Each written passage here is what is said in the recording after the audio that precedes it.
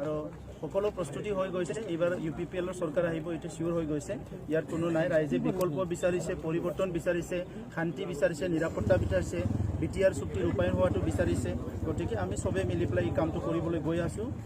এইকাৰণে কোকলাবাৰী সমষ্টিত নমিনেশ্যন দিয়াটো বিচাৰিছে। মই নমিনেশ্যন ফাইল কৰিছোঁ। ছাৰ, যিহেতু BTR চুক্তি দুজন হ'ব, ধীৰেন বৰা আপুনি, এই ক্ষেত্ৰত কি ক'ব আছোঁ, কি প্ৰতিক্ৰিয়া? সেইটো ৰাইজে ঠিক কৰিব, ৰাইজে নিৰ্ণয় কৰিব কাক লাগে নালাগে। প্ৰাৰ্থীটো বহুতো হ'ব পাৰে, 10-15 জনো হ'ব পাৰে, আৰু গণতান্ত্ৰিক অধিকাৰ চবৰো আছে।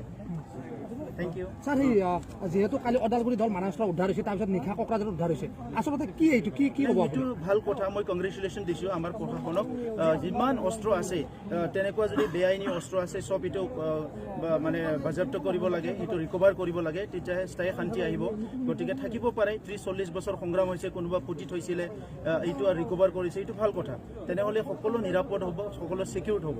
গতিকে প্ৰশাসনক মই কংগ্ৰেচুলেশ্যন দিছোঁ। এইটো কোন জড়িত থকা বুলি ভাবে? কাৰ অস্ত্ৰ বুলি ভাবে? ক'ব নোৱাৰে, এইটো এতিয়া প্ৰশাসনেহে ক'ব। কাৰ অস্ত্ৰ পুতি থৈছে, ওলাইছে, এইটো প্ৰশাসনেহে ক'ব। কাৰণ ইতিমধ্যে NDFB অস্ত্ৰ জমা দিছে চৰকাৰৰ হাতত, কিন্তু তাৰ পিছত ওলাইছে কোনোবা থ'ব পাৰে তাতে, কোনে থৈছিল, কোনে আনিছিল, এইটোতো ইনকুৱাৰী কৰাটো গভৰ্ণমেণ্ট দায়িত্ব, প্ৰশাসনৰ দায়িত্ব।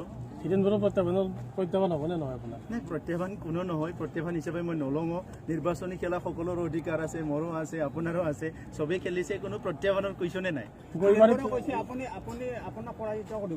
কৰিব পাৰে, তেখেতৰ ইমান শক্তি আছে, যিহেতু ইমান ডাঙৰ সংগঠনৰ লগত আছে, ৰুলিং পাৰ্টিত আছে, গতিকে সেইখিনি কথা কোৱাটোতো স্বাভাৱিক।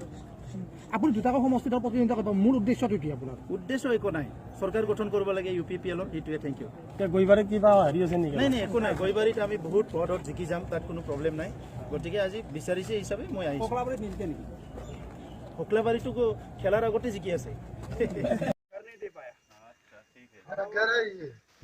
ये पता नहीं, ये देखिए ऐसे घर है बेचारा, और ये हागरामा का समष्टि का घर है।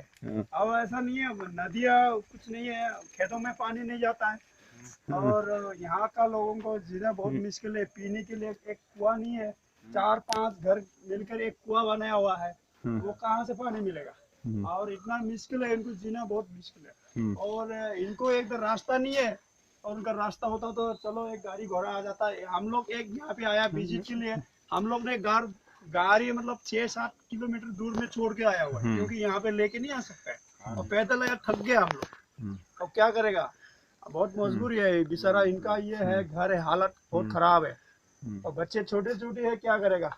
और इनका घर में देखिए ऐसा कुछ भी नहीं है, खाने पीने का तो और कुछ है नहीं, लेकिन घर भी नहीं है इसका, ऐसा बहुत प्रॉब्लम है। और देखने में बहुत बुरा लगता है। हमारा मुरुब्बी है BTC का, वो इतना बड़ा साहब है, और इतना बड़ा 17 साल से सरकार चलाया है, लेकिन फिर भी कुछ नहीं कर पाया वो, तो बहुत गलत बात है।